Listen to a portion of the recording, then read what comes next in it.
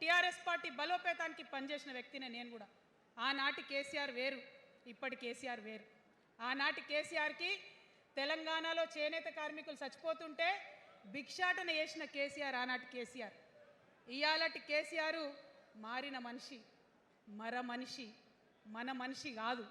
ఏమైంది ఇయాలటి కేసీఆర్కి? హైడ్రాల ఇల్లు కూలిపోతుంటే అరుస్తున్నారు, అన్నా ఎక్కడున్నావు రా, వచ్చిండ్రా? రాలే. వెలుగుమట్ల ఇల్లు కూలితే వచ్చిండ్రా? రైతులకు వర్ష బీభత్సమై మొత్తం పొలాలు మునిగిపోతే వచ్చిండ్రా? చేవెళ్ళ దగ్గర బస్ యాక్సిడెంట్ అయితే వచ్చిండ్రా? ఎక్కడ చిన్న కష్టం వచ్చినా ప్రజలకు ఆ సారు రారు, ఆ సారు రారు.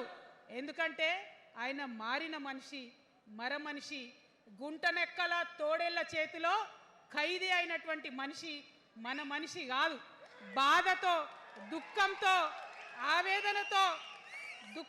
ఆవేదనతో చెప్తున్న మాట, సంతోషంతో చెప్తలేని ఈ మాట నేను.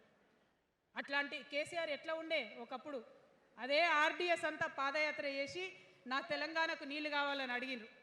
ఇవాళ మరి 10 ఏళ్ళ అధికారం ఉంటే పాలమూరు రంగారెడ్డి ప్రాజెక్టు కోసం 10 ఏళ్లలో ముందుకు పోతలేదంటే, ఎవరన్నా తెలంగాణ పట్ల ప్రేమ ఉంటే, పాలమూరు పట్ల ప్రేమ ఉంటే, కృష్ణా నీళ్లు వాడుకోవాలంటే మన కేసీఆర్ అయ్యుంటే ఆ పాలమూరు రంగారెడ్డి ప్రాజెక్ట్ కాడ కుర్చేసుకొని అది కట్టిస్తుండే. ఏం చేసినారు మారిన కేసీఆర్ గారు? పంజాబ్ పోయినరు, గుజరాత్ పోయినరు, బీహార్ పోయినరు. మేము మొత్తం రాష్ట్రంలో పీక్ కట్టలు కట్టాం, నేషనల్ పార్టీ పెడతామని పోయినరు తప్పితే తెలంగాణ ప్రజలను పట్టించుకోలేదు. పట్టించుకుని ఉంటే, కేంద్రంతో గొడవ పెట్టుకోకుండా ఉంటే ఇవాళ పాలమూరు రంగారెడ్డి పారకపోతుండేనా? నేను అడుగుతా ఉన్నా స్ట్రేట్గా. ఇన్ని రోజులు నేను ఎన్ని మాటలు మాట్లాడినా బీఆర్ఎస్ పార్టీ నాయకులు ఒక్కరు కూడా బయటకు వస్తలేరు, సమాధానం చెప్తలేరు. దీనికి మీరు సమాధానం చెప్పకపోతే ప్రజలే మిమ్మల్ని బయటకు లాగి సమాధానం చెప్పేటట్టు చేస్తారని కూడా ఈ సందర్భంగా నేను తెలియజేస్తా ఉన్నా.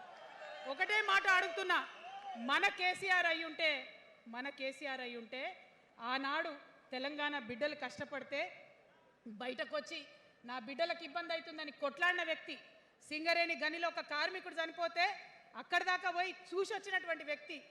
మరి తెలంగాణ వచ్చినాక ఏమైందా ప్రేమ? అధికారం ముందు మమకారం తగ్గిపోయిందా? ఏం జరిగిందని నేను అడుగుతా ఉన్నా. ఎందుకు ఈ మాట చెప్తా ఉన్నా అంటే, ప్రేమ నాకు కూడా ఉంది. నాకు తండ్రి కావచ్చు, అది వేరే విషయం.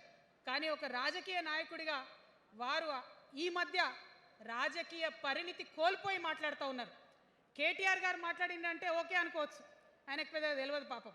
కానీ కేసీఆర్ గారు అనే మాట ఏంటంటే, ప్రజలు తప్పు చేసిండ్రు. ఓకే, ఒక సెకండ్ నేను ఒప్పుకొని దాన్ని, ఒక సెకండ్ అనుకుందాం. ప్రజలు తప్పు చేస్తే నేను ఒక తల్లిగా అడుగుతున్నా, నేను నా కొడుకో మాట చెప్తా, వాడు వినలేదనుకో, కింద పడ్డాడు అనుకో, ఇడిచిపెడతానా? దగ్గర తీసుకొని మంది అనా? ఓకే, ప్రజలు తప్పు చేసిర్రు అనుకోండి, మీకు అధికారం ఇవ్వలేదు అనుకోండి, ఒక కర్కోటకుడి పాలన నడుస్తుంది అలా తెలంగాణలో.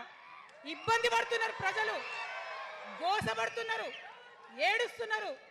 ఇండ్లు అన్నీ ఉండి ఇండ్లు గూలగొడుతుంటే, అర్ధరాత్రి ఇంటి మీదకి వచ్చి ఇండ్లు గూలగొడుతుంటే ఆదుకోవాల్సిన అమ్మలాంటి మన పాత కేసీఆర్ ఏడి?